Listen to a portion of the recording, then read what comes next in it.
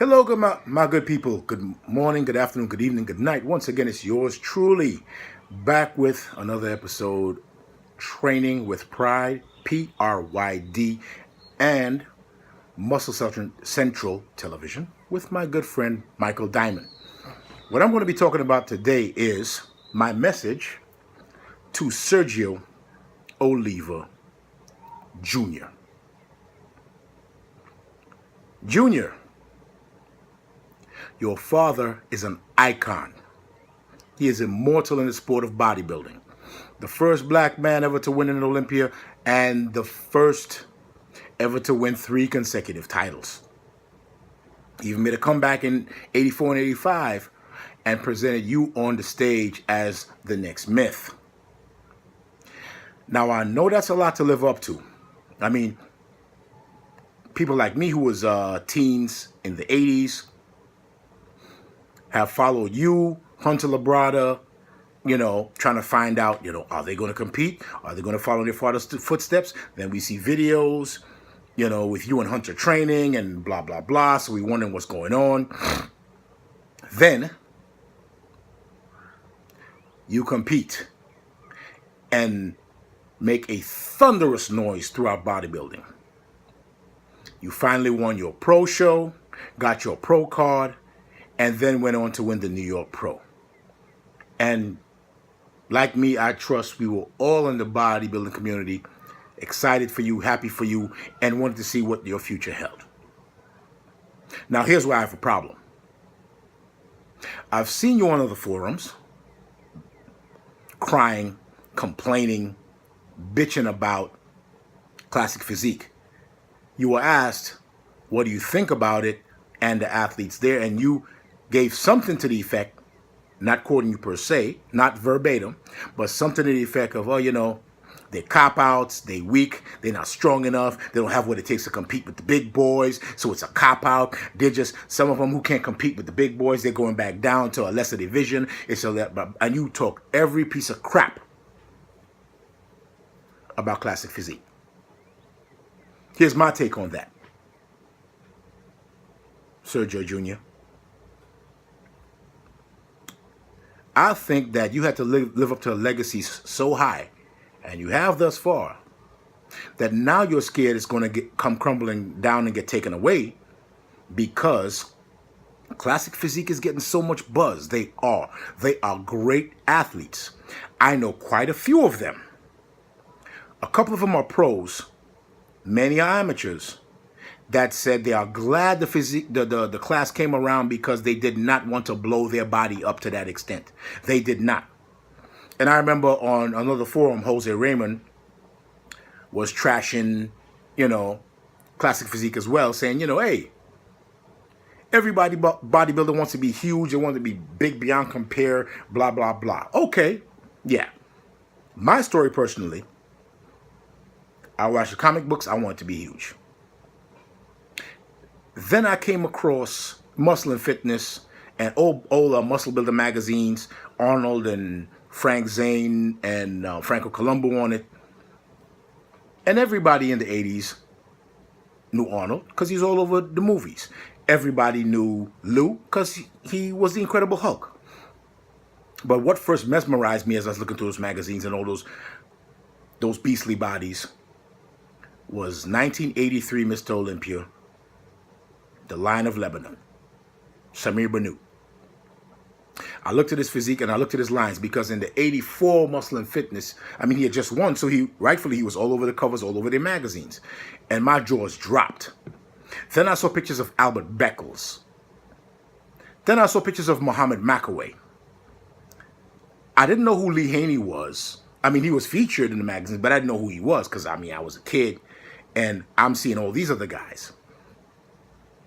And I thought, after I found out as it went on, and I saw Lee Haney and Gaspari compete against each other, and then the rise of Labrada, then coming Sean Ray, Mike Christian being in the mix, Barry DeMay, Albert Beckles, all these other guys being in the mix, I decided what I wanted to look like at a young age. It wasn't because I couldn't reach certain heights, but I looked at it and said, this is the physique I wanted to attain. And some of these guys said the same thing to me. One guy actually won every amateur show he ever competed in,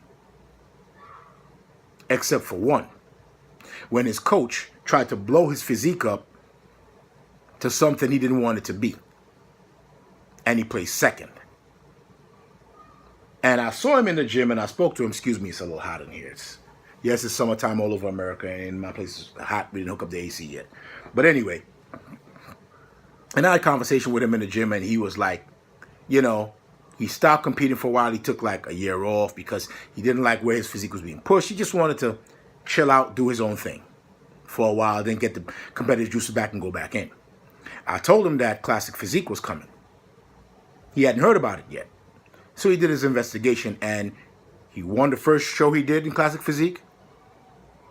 Then the second show was his pro card and he got his pro card. Then he went on to place highly in both the New York Pro and the Mr. Olympia.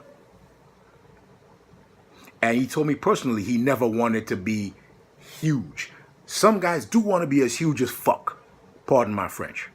But not everybody does. And there's a place for everyone. And I think with you, Mr. Oliva Jr., you see that in a couple of years, Classic Physique will really get some spin, really get some buzz, get some teeth in the game.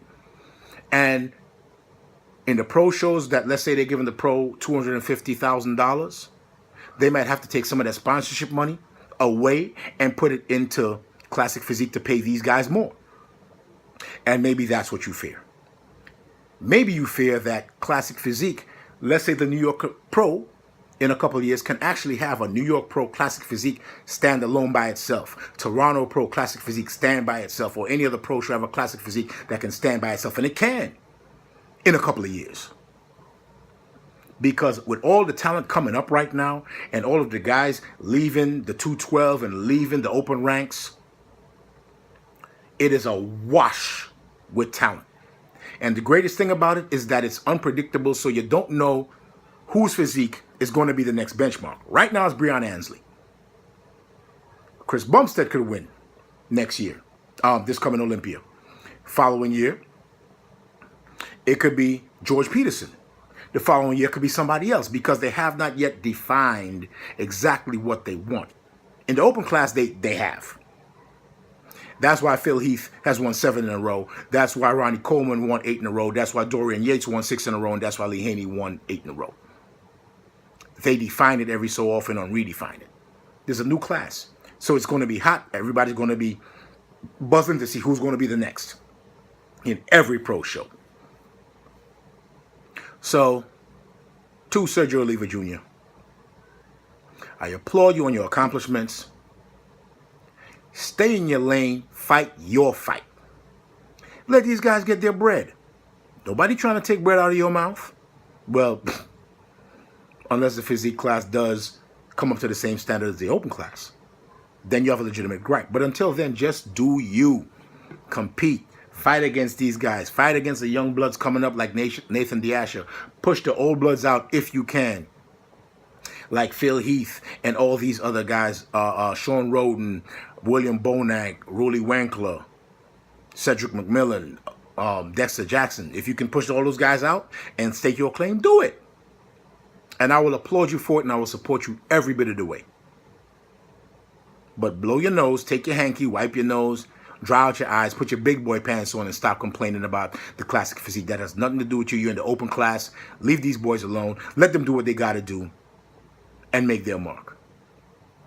Ricky T. Anthony, Training with Pride, PRYD, and Muscle Central Television, where we bring you all the entertainment and accolades and everything else of bodybuilding and fitness world, training, nutrition, news, information, gossip, and whatever else we can bring you.